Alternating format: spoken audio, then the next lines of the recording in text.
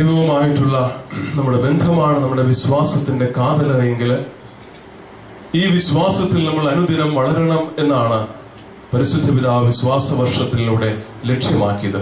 അതുകൊണ്ട് തന്നെ പരിശുദ്ധ പിതാവ് തന്റെ ആദ്യത്തെ ചാക്രിക ലേഖനത്തില് അദ്ദേഹം ആദ്യമായിട്ട് ലോകത്തോട് മുഴുവനും നൽകിയ എഴുത്തില് അദ്ദേഹം പറയുന്നത് ഇപ്രകാരമാണ്: ക്രൈസ്തവ വിശ്വാസം എന്ന് പറയുന്നത് കുറെ തത്വങ്ങൾ പഠിക്കുന്നതല്ല, കുറെ ആചാരങ്ങൾ അനുഷ്ഠിച്ചു തീർക്കുന്നതല്ല. ക്രൈസ്തവ വിശ്വാസം എന്ന് പറയുന്നത് അതൊരു ബന്ധമാണ്. ആരുമായിട്ടുള്ള ബന്ധം? ദൈവവുമായിട്ടുള്ള ബന്ധം, ഒരു സംഭവവുമായിട്ടുള്ള ബന്ധം, ഒരു വ്യക്തിയുമായിട്ടുള്ള ബന്ധം, ദൈവവുമായിട്ടുള്ള ബന്ധം.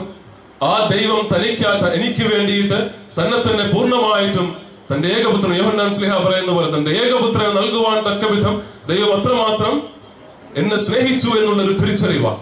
അങ്ങനെയാണ് എങ്കിൽ ആ ദൈവം എന്നെ എത്രമാത്രം സ്നേഹിക്കുന്നുണ്ട് എന്നുള്ള തിരിച്ചറിവ് ആ ദൈവവും ഞാനും തമ്മിൽ ഒരു ബന്ധമുണ്ടാക്കുക, ഒരു പിതൃപുത്ര ബന്ധമുണ്ടാക്കുക. ഈ വിശ്വാസമാണ്, ഈ ബോധ്യമാണ്, ഈ ബന്ധമാണ് യഥാർത്ഥത്തിൽ ക്രൈസ്തവ ജീവിതം എന്ന് പറയുന്നത്. അതുകൊണ്ട് തന്നെയാണ് ക്രൈസ്തവ ജീവിതത്തില്, ക്രൈസ്തവ വിശ്വാസത്തില് മനുഷ്യൻ മറ്റുള്ളവർക്ക് പ്രത്യാശ നൽകുന്നവനായിരിക്കണം എന്ന് പരിശുദ്ധ പിതാവ് പറയുന്നത്. അല്ലെങ്കിൽ സഭ നമ്മളെ എപ്പോഴും ആഹ്വാനം ചെയ്യുന്നത്. പ്രിയമുള്ളവരെ, നമ്മുടെയൊക്കെയും ജീവിതം മറ്റുള്ളവർക്ക് പ്രത്യാശ നൽകുന്ന ജീവിതങ്ങളായിട്ട് മാറണം. എങ്കിൽ നമ്മൾ ആത്മശോധന ചെയ്യണം. എന്റെ വാക്കുകൾ, എന്റെ ജീവിതമൊക്കെ മറ്റുള്ളവരെ പ്രത്യാശയിലേക്ക് നയിക്കുന്നതാണോ, മറ്റുള്ളവരെ വേദനിപ്പിക്കുന്നതാണോ, നിരാശയിലേക്ക് നയിക്കുന്നതാണോ എന്ന് നമുക്ക് ആത്മശോധന ചെയ്യേണ്ടതായിട്ടുണ്ട്. യോഹന്നാൻ ശ്ലീഹ തന്റെ 1-ാമത്തെ ലേഖനത്തിൽ 5-ാമത്തെ അധ്യായത്തില് ഈ വിശ്വാസത്തെ വ്യാഖ്യാനിക്കുന്നത് മറ്റൊരു തരത്തിൽ. ആരുടെയില്ല ബൈബിളുള്ളത്? ഒന്ന് വായിക്കാമോ? 1-ാം ലേഖനം, യോഹന്നാൻ ശ്ലീഹായുടെ 1-ാം ലേഖനം 5-ാമത്തെ അധ്യായം 4-5 വചനങ്ങൾ.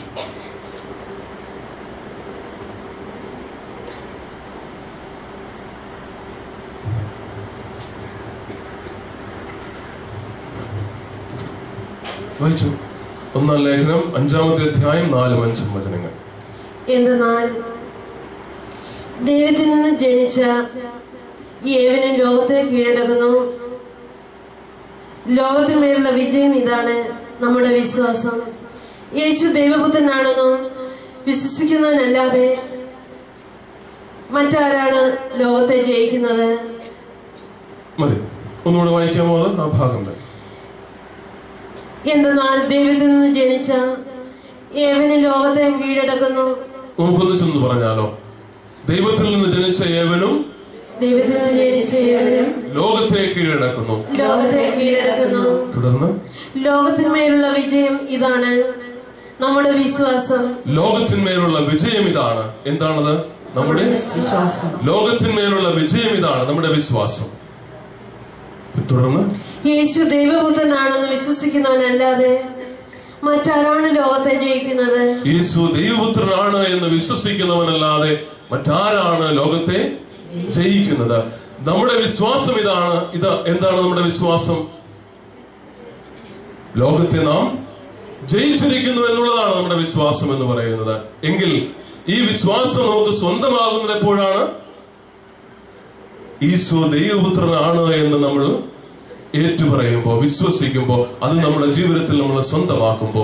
പ്രിയമുള്ളവരെ, വിശ്വാസം ലോകത്തിന്മേലുള്ള വിജയമാണ് എന്ന് ശ്ലീഹ പറയുന്നുണ്ട് എങ്കിൽ ഈ ബോധ്യം നമ്മുടെ ജീവിതത്തിൽ ഉള്ളപ്പോഴാ, ദൈവം എന്റെ പിതാവാണ് എന്നുള്ളൊരു ബോധ്യം എനിക്കുണ്ടാകുമ്പോ ജീവിതത്തിൽ ഏത് സാഹചര്യം വന്നാലും ഈ ലോകത്തിൽ ഒന്നിനും എന്നെ കീഴ്പ്പെടുത്തുവാനായിട്ട് സാധിക്കുകയില്ല എന്നുള്ളൊരു ബോധ്യം എനിക്കുണ്ട്. പൗലോസ്ലീഹ പറയുന്നുണ്ടല്ലോ, റോമാക്കാർക്ക് എഴുതിയ ലേഖനം 6-ാമത്തെ അധ്യായത്തില് പൗലോസ്ലീഹ പ്രത്യേകമായിട്ട് പറയുന്നുണ്ട്, കർത്താവിന്റെ കൂടെയുണ്ട് എങ്കിൽ ആർക്കെന്നെ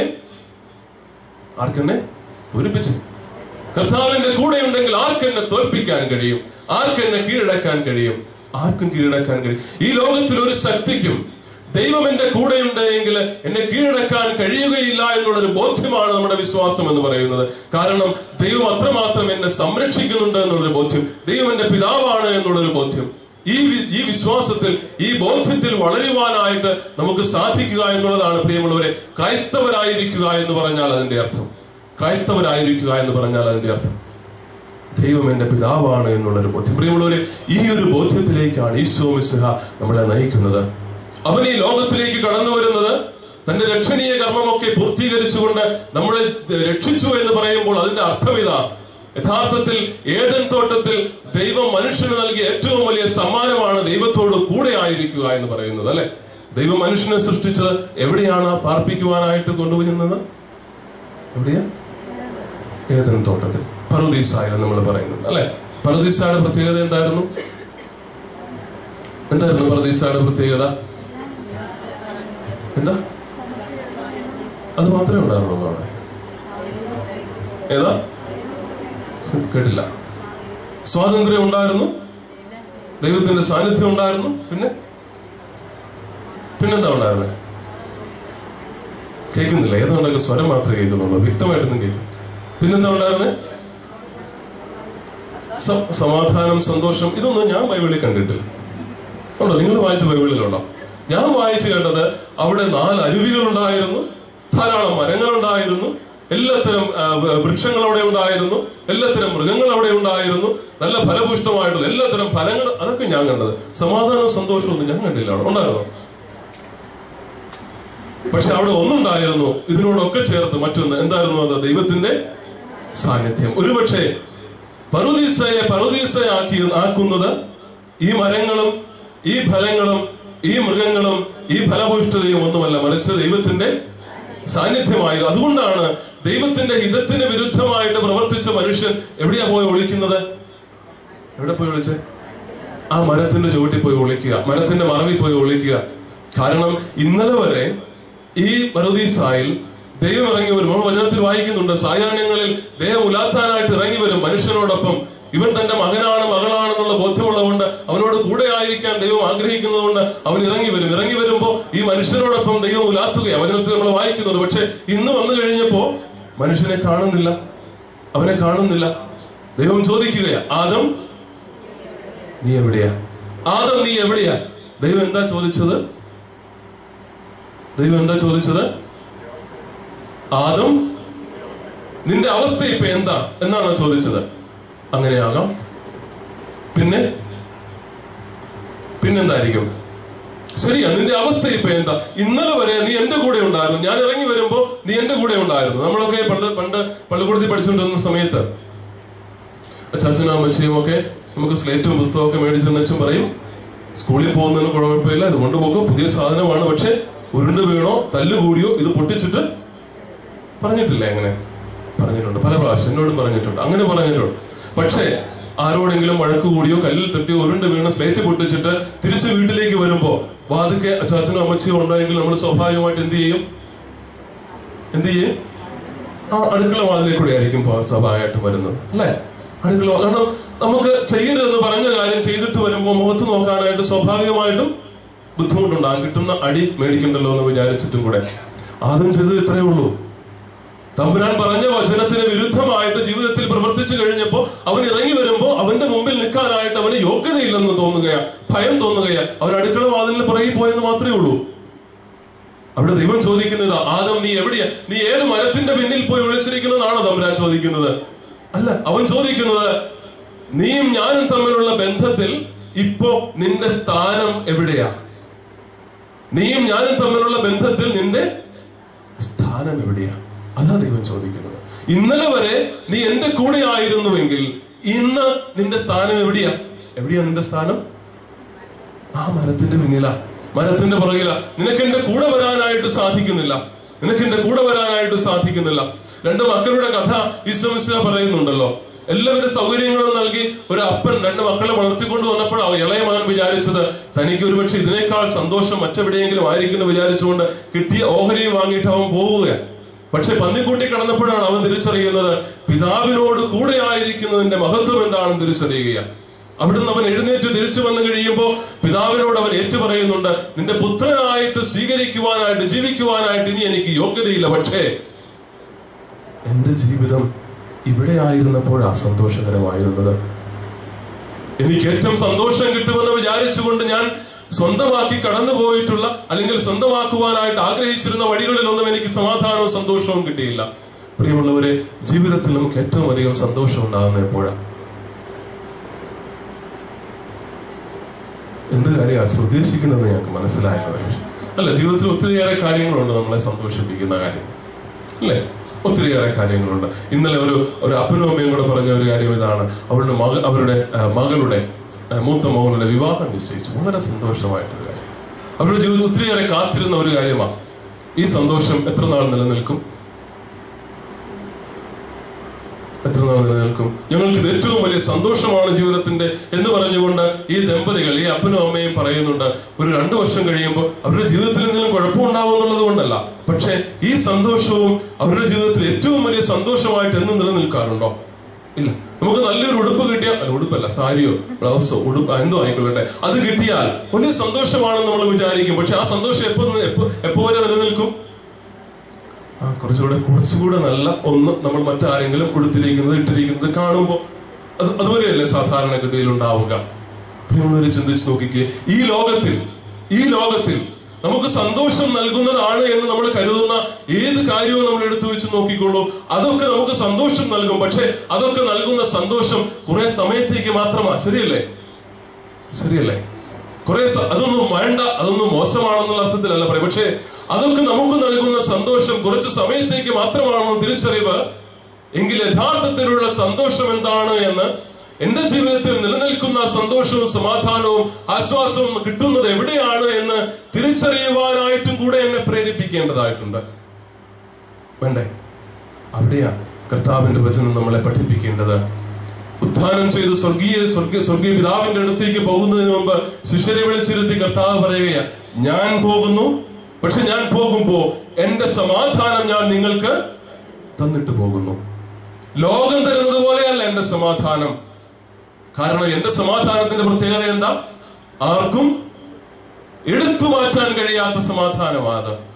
ജീവിതത്തിൽ ആർക്കും നിങ്ങളുടെ ജീവിതത്തിൽ നിന്ന് എടുത്തു മാറ്റാൻ കഴിയാത്ത സമാധാനം. നിങ്ങളുടെ ജീവിതത്തിൽ വലിയ ദുരന്തങ്ങൾ, ഒരുപക്ഷെ നിങ്ങളുടെ ഭർത്താവ് മദ്യപാനാണെന്നുള്ളൊരു വിഷമം നിങ്ങളുടെ ജീവിതത്തിൽ എന്ന് നിലനിൽക്കുന്നുണ്ട് എങ്കിൽ ആ ജീവിതത്തിന്റെ ദുരന്തങ്ങൾക്കിടയിലും നിങ്ങളുടെ ഉള്ളിൽ സമാധാനം അനുഭവിക്കാൻ നിങ്ങൾക്ക് സാധിക്കും. കാരണം ഞാൻ നിന്റെ കൂടെ ഉണ്ട് എന്നുള്ള വിശ്വാസം നിനക്കുണ്ട് എങ്കിൽ. നിങ്ങളുടെ ജീവിതത്തിൽ നിങ്ങളുടെ മക്കളെ കുറിച്ചോ ജീവിത പങ്കാളിയെ കുറിച്ചോ നിങ്ങളുടെ ബന്ധുക്കളെ കുറിച്ചോ സഹോദരങ്ങളെ കുറിച്ചോ നിങ്ങൾ ആകുലപ്പെടുന്നുണ്ട് എങ്കിൽ, ദാരിദ്ര്യത്തിന്റെയോ വേദനയുടെയോ രോഗത്തിന്റെയോ ഒക്കെ പ്രയാസങ്ങൾ നമ്മളെ അലട്ടുന്നുണ്ട് എങ്കിൽ, ഈ ദുരിതങ്ങളും ഈ വിഷമങ്ങളും നിങ്ങളുടെ ജീവിതത്തിൽ ഉണ്ടാകുമ്പോഴും നിങ്ങൾക്ക് സമാശ്വസിക്കുവാനായിട്ട് സാധിക്കും. എപ്പോ? എന്റെ കൂടെ ഉണ്ടാകുമ്പോ, ദൈവം എന്റെ കൂടെ ഉണ്ടാകുമ്പോ. ഈ ബോധ്യമാണ് പ്രിയമുള്ളവരെ നമ്മുടെ വിശ്വാസം എന്ന് പറയുന്നത്. ഈ വിശ്വാസത്തിൽ ജീവിക്കുമ്പോഴാണ് നമുക്ക് പ്രത്യാശയോടുകൂടെ ജീവിക്കാൻ കഴിയുക.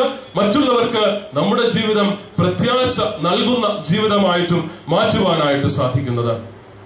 അതുകൊണ്ടാണ് പൗലോസ്ലീഹ പറയുന്നത് ഫിലിപ്പിയരുടെ ലേഖനത്തിലെ 4-ാമത്തെ അധ്യായം 13-ാമത്തെ വചനത്തില്, എന്നെ ശക്തിപ്പെടുത്തുന്നവനിലൂടെ എനിക്ക്, ഉറക്കെ പറഞ്ഞ്, എന്നെ ശക്തിപ്പെടുത്തുന്നവനിലൂടെ എനിക്കെല്ലാം ചെയ്യുവാനായിട്ട് സാധിക്കും. എന്നെ ശക്തിപ്പെടുത്തുന്നവൻ എന്റെ കൂടെ ഉണ്ട് എങ്കിൽ പിന്നെ ഞാൻ എന്തിനാ ഭയപ്പെടുന്നത്? എന്നെ ശക്തിപ്പെടുത്തുന്നവനിലൂടെ എനിക്കെല്ലാം ചെയ്യുവാനായിട്ട് സാധിക്കും. ഈ ഒരു ബോധ്യത്തിലേക്ക് നമ്മളെ വളർത്തുവാനായിട്ട് ഈശോയുടെ ജീവിത മാതൃകയാണ് നമുക്ക് വേണ്ടത്. പിതാവും ഞാനും തമ്മിലുള്ളൊരു ബന്ധത്തിൽ വളരുന്നതാണ് എന്റെ ജീവിതത്തിന് എന്റെ വിശ്വാസമെങ്കിൽ അതിനെനിക്ക് മാതൃക ഈശോ മിശിഹായുടെ ജീവിതം തന്നെയാണ്. കാരണം അവൻ ഏറ്റവും പ്രിയപ്പെട്ട പുത്രനായിട്ടാണ് ഈ ലോകത്തിലേക്ക് കടന്നു വന്നത്. മാത്രമല്ല, അവൻ പുത്രനെ പോലെ ഈ ലോകത്തിൽ ജീവിക്കുകയും ചെയ്തു. അപ്പന്റെ മകനായി അല്ലെങ്കിൽ അമ്മയുടെ മകനായി നമ്മളൊക്കെ ജീവിക്കുന്നുണ്ട് എന്ന് നമുക്ക് പറയാൻ സാധിക്കുന്നത് എപ്പോഴാ? സാധാരണഗതിയിൽ ഞാൻ ഇന്നയാളുടെ മോനാണ് എന്നൊക്കെ നമുക്ക് അഭിമാനത്തോടുകൂടിയൊക്കെ പറയാൻ കഴിയുന്ന എപ്പോഴാ? അപ്പന്റെ നിറം നമുക്കുണ്ടാകുമ്പോഴാണ്, വീട്ടുപേര് സ്വന്തമായിട്ടുണ്ടാകുമ്പോഴാണ്. ആണോ? അല്ല. മറിച്ച് ആ അപ്പന്റെയും അമ്മയുടെയും പേര് നിലനിർത്തത്തക്ക വിധത്തിൽ അവരുടെ ജീവിതത്തിൽ നിന്ന് കിട്ടുന്ന നന്മകളൊക്കെ നമുക്ക് ജീവിക്കാൻ കഴിയുമ്പോഴാണ്. അതല്ല എന്നുണ്ടെങ്കിൽ അവർ ആഗ്രഹിക്കുന്നത് പോലെ നന്മ നിറഞ്ഞൊരു ജീവിതം നമുക്ക് സ്വന്തമാക്കാൻ കഴിയുമ്പോഴാണ് നമുക്ക് അഭിമാനത്തോടുകൂടെ ഇന്ന മാതാപിതാക്കളുടെ മകനാണ് ഞാനെന്ന് പറയാനായിട്ട് സാധിക്കുന്നത്. അല്ലെങ്കിൽ ആ മാതാപിതാക്കൾക്ക് നമ്മളെ നോക്കി ഇവൻ എന്റെ മകനാണ്, ഇവൻ എന്റെ മകളാണ് എന്ന് അഭിമാനത്തോടുകൂടി പറയാൻ കഴിയുന്നത് എപ്പോഴാ? അവരുടെ വാക്കുകൾ കേട്ട് അവരുടെ ഇഷ്ടത്തിന് തോന്നിയവാസത്തിനനുസരിച്ചെന്നുള്ള അർത്ഥത്തിലല്ല പറയുന്നത്. മറിച്ച് അവരുടെ ആഗ്രഹിക്കുന്ന നന്മയ്ക്കനുസൃതം നമ്മുടെ ജീവിതത്തെ നമ്മൾ നയിക്കുമ്പോഴാണ്. സുറാ മലബാർ സഭയുടെ ആരാധനാ വത്സരം അനുസരിച്ച് ഇത് ദനഹാകാലമാണ്, അല്ലെ? ദനഹാകാലമാണ്. ഈശോയുടെ മാമോദീസായ പ്രത്യേകമായിട്ട് നമ്മൾ അനുസ്മരിക്കുന്ന സമയമാണ്. ഈ ദനഹാകാലം പ്രത്യേകമായിട്ടും ദൈവ മനുഷ്യ ബന്ധത്തെ കുറിച്ച് നമ്മളെ പ്രത്യേകം അനുസ്മരിപ്പിക്കുന്ന സമയമാണ്. വിശുദ്ധ ഗ്രന്ഥ വായനകളൊക്കെയും നമ്മളെ ഓർമ്മിപ്പിക്കുന്നത് മറ്റൊന്നുമല്ല, ദൈവവും ഞാനും തമ്മിലുള്ള ബന്ധത്തിൽ നമ്മളെ വളർത്തുവാനായിട്ടുള്ള ആഹ്വാനമാണ് വചനം ഓരോ ദിവസവും നമുക്ക് നൽകുന്നത്. ആദ്യത്തെ ദിവസത്തെ ക്രിസ്തുമിശിഹായുടെ മാമോദീസായുടെ അവസരത്തിൽ നമ്മൾ വായിച്ചു കേൾക്കുന്ന വചനഭാഗത്ത് നമ്മളെ പഠിപ്പിക്കുന്ന ഒരു വലിയ സത്യമുണ്ട്. ദൈവവും ഞാനും തമ്മിലുള്ള ബന്ധത്തിൽ നമ്മൾ എങ്ങനെ വളർന്നു വരണമെന്ന്. മാമോദീസായുടെ അവസരത്തിൽ യോഹന്നാൻ മാമോദീസ സ്വീകരിച്ച് യോർദാൻ നദിയുടെ കരയിൽ പ്രാർത്ഥനാനിമഗ്നനായി നിൽക്കുമ്പോ സ്വർഗം തുറന്ന് പരിശുദ്ധാത്മാവ് പ്രാവിന്റെ രൂപത്തിൽ ഈശോയുടെ മേൽ ഇറങ്ങി വരുന്നു. പിതാവിന്റെ സ്വരവും അവിടെ ഉണ്ടായി. എന്തായിരുന്നു സ്വരം? ഇവൻ എന്റെ പ്രിയപുത്രനാകുന്നു, ഇവനിൽ ഞാൻ പ്രസാദിച്ചിരിക്കുന്നു. ദനഹാകാലം നമ്മുടെയും മാമോദീസായെ കുറിച്ച് നമ്മൾ ഓർമ്മിക്കുവാനായിട്ടുള്ള അവസരമാണ്. നമ്മുടെ മാമോദീസ എന്ന് പറഞ്ഞാൽ എന്താ അർത്ഥം? വിശ്വാസത്തിൽ വീണ്ടും നമ്മൾ ജനിക്കുന്ന അവസരമാണ്. അതുകൊണ്ട് ഈ വിശ്വാസത്തിന്റെ വാതിൽ എന്ന് പറയുന്ന അപ്പസ്തോലിക ലേഖനത്തിൽ വിശ്വാസവർഷം പ്രഖ്യാപിച്ചുകൊണ്ട് പരിശുദ്ധ ബെനഡിക്ട് പതിനാറാമൻ മാർപ്പാപ്പ പ്രഖ്യാപിച്ച വിശ്വാസത്തിന്റെ വാതിൽ എന്ന് പറയുന്ന അപ്പസ്തോലിക ലേഖനത്തിൽ അദ്ദേഹം പറയുന്നത് നമ്മൾ വിശ്വാസത്തിന്റെ വാതിൽ കടക്കുന്നത് മാമോദീസായിലൂടെയാണെന്ന്.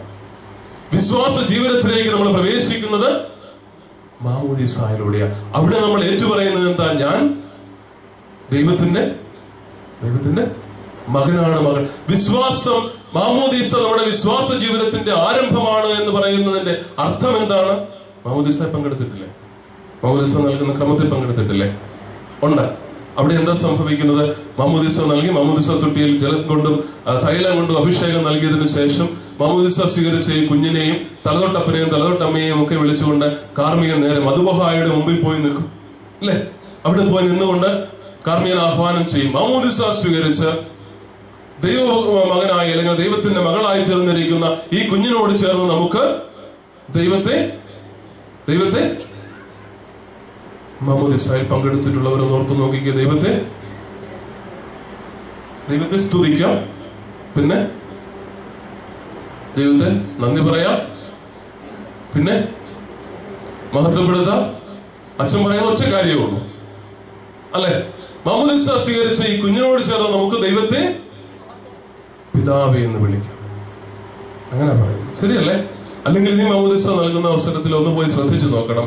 ഈ ഒറ്റ കാര്യം പറയുന്നുള്ളൂ. ദൈവത്തെ മഹത്വപ്പെടുത്താമെന്ന് സ്തുതിക്കാമെന്ന് ഒന്നും പറയുന്നില്ല, മറിച്ച് ഈ ബന്ധത്തെ കുറിച്ച് അനുസ്മരിക്കുക.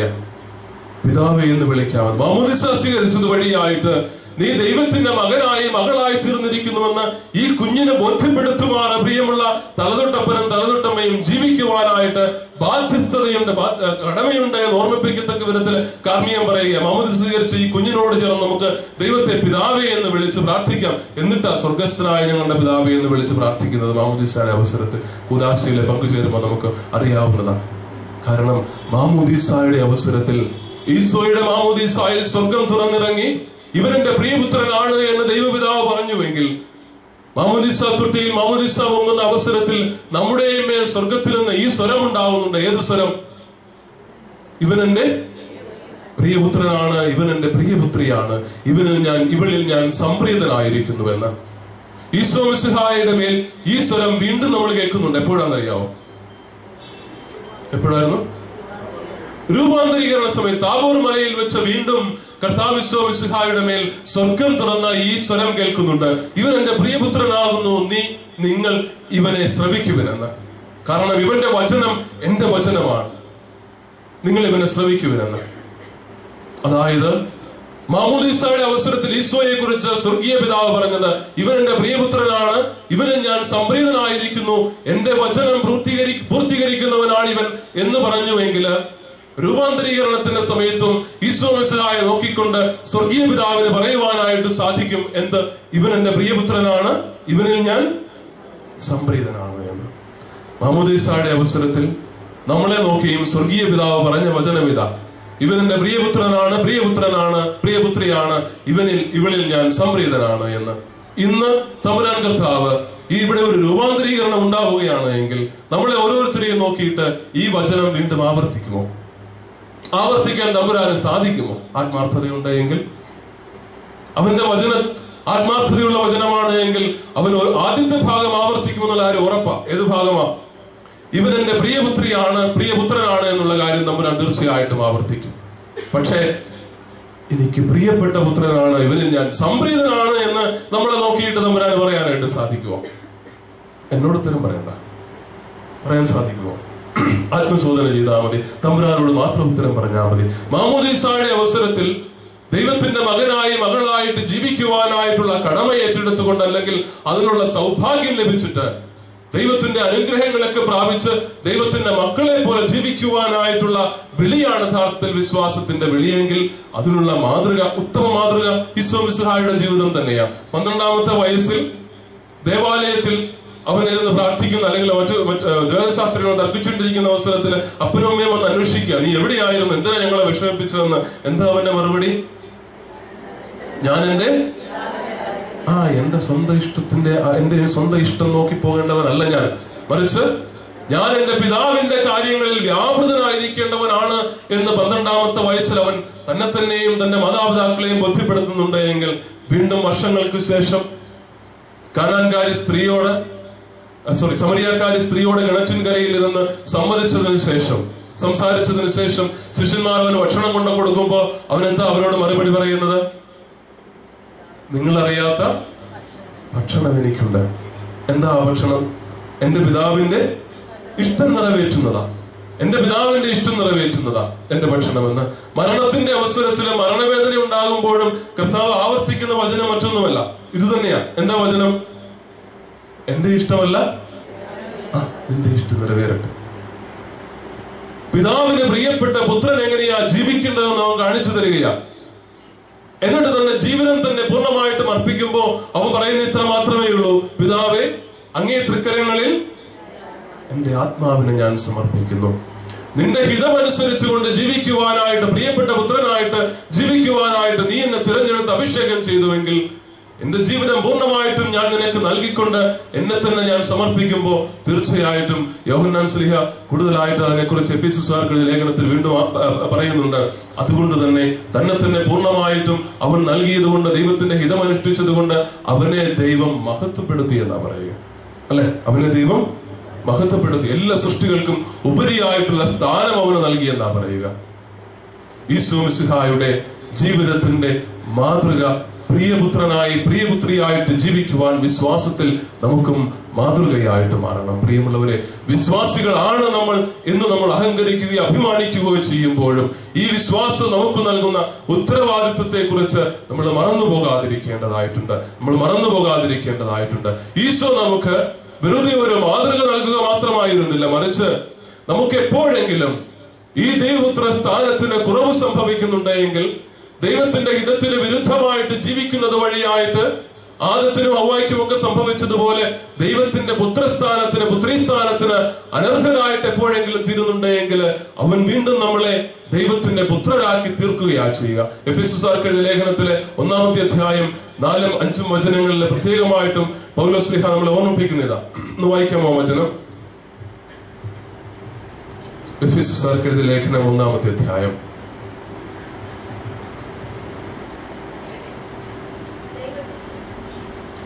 4-5 വചനം. തന്റെ മുമ്പാകെ സ്നേഹത്തിൽ പരിശുദ്ധരും നിഷ്കളങ്കരുമായിരിക്കാൻ ലോകസ്ഥാപനത്തിന് മുമ്പ് തന്നെ അവിടുന്ന് നമ്മെ ക്രിസ്തുവിൽ തെരഞ്ഞെടുത്തു. യേശു ക്രിസ്തു വഴി നാം അവിടുത്തെ പുത്രരായി ദത്തെടുക്കപ്പെടണമെന്ന് അവിടുന്ന് തന്റെ ഹിതവും ലക്ഷ്യവും അനുസരിച്ച് മുൻകൂട്ടി തീരുമാനിച്ചു. തന്റെ മുമ്പിൽ താൻ പരിശുദ്ധരും കളങ്കമറ്റവരുമായിരിക്കുവാൻ ലോകസ്ഥാപനത്തിന് മുമ്പ് തന്നെ അവൻ നമ്മെ ഈശോയിൽ തെരഞ്ഞെടുത്തു. തന്റെ ഇഷ്ടമനുസരിച്ച് അവൻ നമ്മെ തനിക്കായി സ്നേഹപൂർവ്വം മുൻകൂട്ടി തിരഞ്ഞെടുക്കുകയും ഈശോ മിശിഹായിൽ നമ്മെ ദത്തുപുത്രരാക്കുകയും ചെയ്തിരിക്കുന്നു. എന്ന് പറഞ്ഞാൽ അതിന്റെ അർത്ഥം എന്താ? ദൈവത്തിന്റെ പുത്രസ്ഥാനത്തിന് എപ്പോഴെങ്കിലും നമ്മൾ അനർഹരായി തീർന്നിട്ടുണ്ട് എങ്കിൽ അവനിലൂടെ വീണ്ടും നമ്മളെ അവൻ തന്റെ ദത്തുപുത്രരായി, ദൈവത്തിന്റെ ദത്തുപുത്രരായി വീണ്ടെടുത്തിരിക്കുകയാണ്.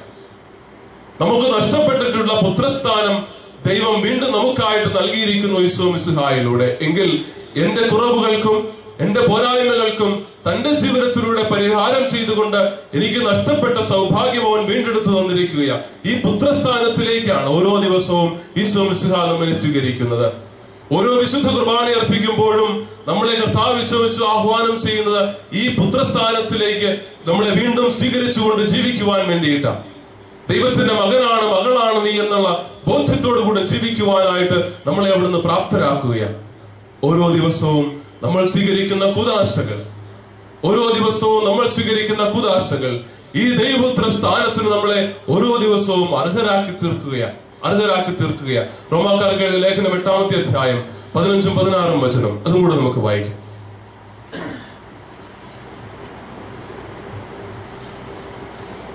നിങ്ങളെ വീണ്ടും ഭയത്തിലേക്ക് നയിക്കുന്ന അടിമത്തത്തിന്റെ ആത്മാവിനെ അല്ല, മറിച്ച് പുത്രസ്വീകാരത്തിന്റെ ആത്മാവിനെയാണ് നിങ്ങൾ കൈക്കൊണ്ടിരിക്കുന്നത്. ഈ ആത്മാവ് മൂലമാണ് നാം ആബാ പിതാവേ എന്ന് വിളിക്കുന്നത്. നാം ദൈവത്തിന്റെ മക്കളാണെന്ന് ഈ ആത്മാവ് നമ്മുടെ ആത്മാവിനോട് ചേർന്ന് സാക്ഷ്യം നൽകുന്നു. നോക്കുക, ഈശോ മിശിഹായിലൂടെ നമ്മൾ ദത്തുപുത്രരായി സ്വീകരിക്കപ്പെട്ടുവെങ്കിൽ, ദൈവത്തിന്റെ പ്രിയപ്പെട്ട പുത്രരായിരിക്കുവാനായിട്ട് അവൻ നമ്മളെ വിളിച്ചു ചേർത്തുവെങ്കിൽ, ഓരോ ദിവസവും നമ്മൾ സ്വീകരിക്കുന്ന കുദാശയിലൂടെ പരിശുദ്ധാത്മാവ് വീണ്ടും വീണ്ടും നമ്മളെ ധൈര്യപ്പെടുത്തുക, ശക്തിപ്പെടുത്തുകയാ. എന്തിനു വേണ്ടിയിട്ട്? ദൈവത്തെ അബ്ബ എന്ന് വിളിക്കാൻ നമ്മളെ യോഗ്യരാക്കുകയാണ് ചെയ്യുക.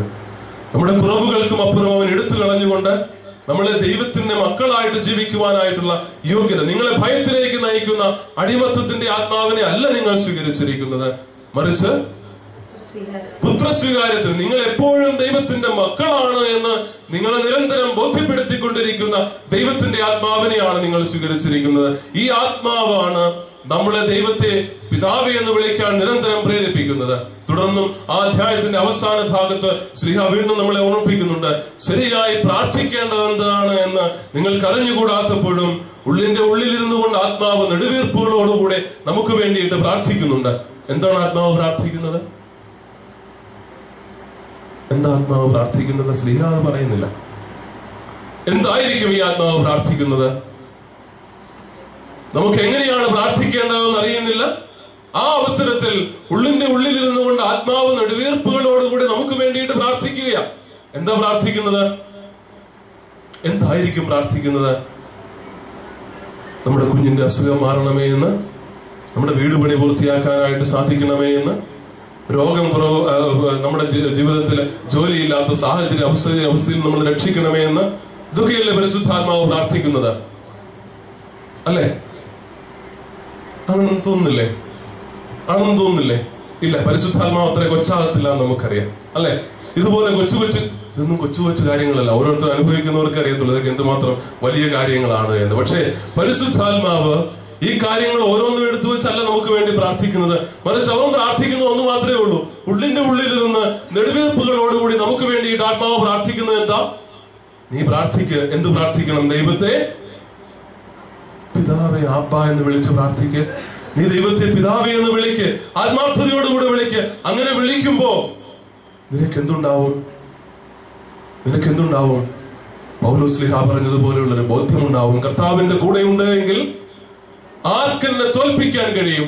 ഈ രോഗത്തിനും ഈ സഹനത്തിനും ഈ വേദനയ്ക്കും എന്നെ തോൽപ്പിക്കാൻ കഴിയുകയില്ല എന്ന് നിനക്ക് ഉറപ്പുണ്ടാവും. അവിടെ സങ്കീർത്തനോടുകൂടെ നിനക്കും പറയാനായിട്ട് സാധിക്കും. 23-ാമത്തെ സങ്കീർത്തനത്തിൽ സങ്കീർത്തനം പറയുന്നുണ്ട്. എന്താ പറയുക?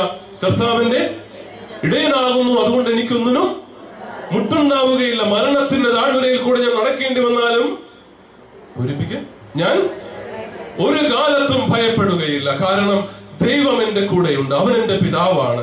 ആത്മാവ് ഉള്ളിന്റെ ഉള്ളിൽ ഇരുന്നുകൊണ്ട് നെടുവീർപ്പുകളോട് നമുക്ക് വേണ്ടി പ്രാർത്ഥിക്കുന്നത് നമ്മുടെ ഓരോരോ ആവശ്യങ്ങളും എടുത്തു വെച്ചുകൊണ്ടല്ല എന്നാണ് എനിക്ക് തോന്നുന്നത്. അതിലുപരിയായിട്ട് ദൈവത്തിന്റെ മകളാണ് എന്നുള്ള ബോധ്യം നിനക്ക് ഉള്ളിലുണ്ടാകത്തക്ക വിധത്തിൽ നെടുവീർപ്പുകളോടുകൂടി അവൻ പ്രാർത്ഥിക്കുക. നീ പ്രാർത്ഥിക്ക്, ദൈവത്തെ പിതാവേ അബ്ബ എന്ന് വിളിച്ച് പ്രാർത്ഥിക്ക്. ആ ബോധ്യം നിന്റെ ഉള്ളിൽ നിന്നിറക്കെ. അവിടെ നിന്റെ ജീവിതത്തിന്റെ എല്ലാ ചോദ്യങ്ങൾക്കും നിനക്ക് ഉത്തരം കിട്ടും. കാരണം ആ ദൈവം നിന്റെ ഇടയന. മരണത്തിന് താഴ്വരയിൽ കൂടി നിന്നെ കൊണ്ടുപോകുമ്പോഴും ഭയപ്പെടാൻ തക്ക വിധം, അല്ലെങ്കിൽ ഭയപ്പെടാത്ത തക്ക വിധം നിന്നെ സംരക്ഷിക്കുവാനായിട്ട് കഴിവുള്ള നമ്മുടെ നല്ല ദൈവമാണ് നമ്മുടെ പിതാവ് എന്നുള്ളൊരു ബോധ്യം നമുക്കുണ്ടാവും. നമുക്ക് എഴുന്നേറ്റ് നിൽക്കാം.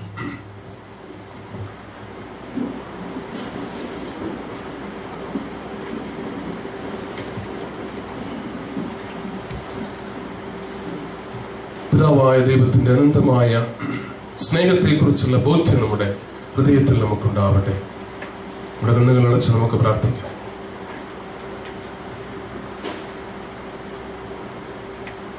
എന്റെ ദൈവം എന്റെ പിതാവാണ് എന്ന്, അവരൊരിക്കലും എന്നെ ഉപേക്ഷിക്കുകയില്ലാത്ത എന്റെ സ്നേഹപിതാവാണ് എന്നുള്ളൊരു ബോധ്യം നല്ല ദൈവമേ നീ എനിക്ക് നൽകണമേ എന്ന ഹൃദയത്തിൽ നമുക്ക് ആഗ്രഹിക്കാൻ പ്രാർത്ഥിക്കാം.